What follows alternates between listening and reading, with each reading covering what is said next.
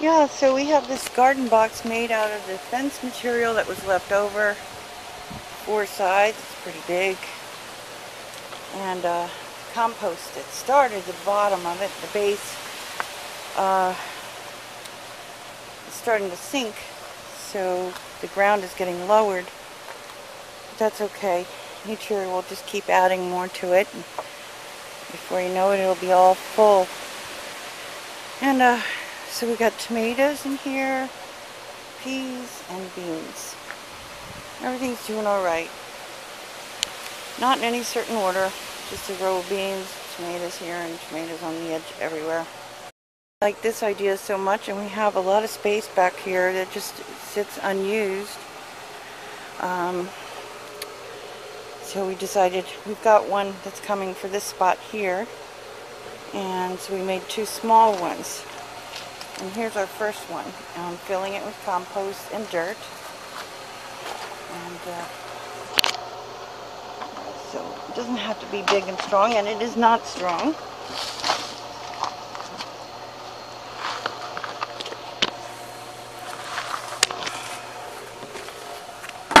So there, we're starting to fill it up.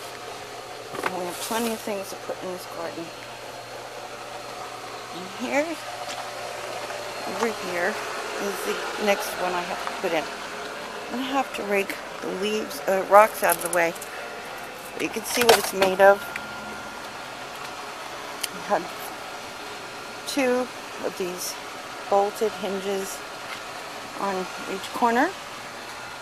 And it's really paneling for a bathroom or a kitchen. But it's sturdy plastic. It's not going to rot. And put these things together on all corners. And it's about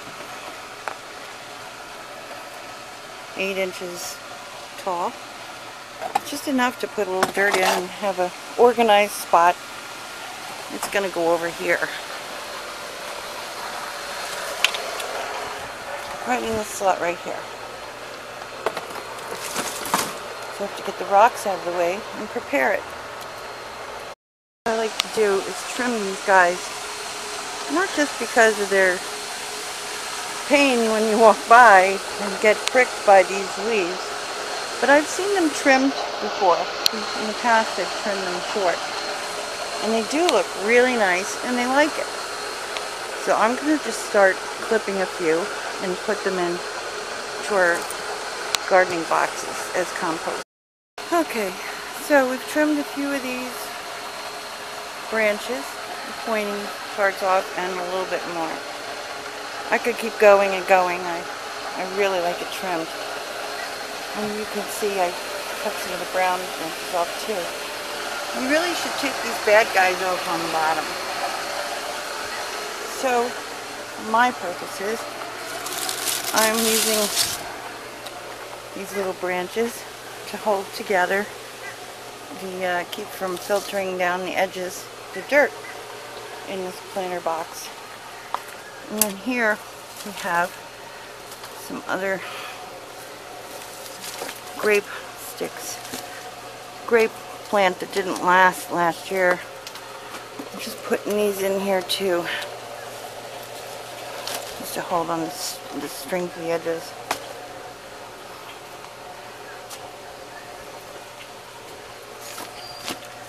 This is what I did in the other box, the bigger box.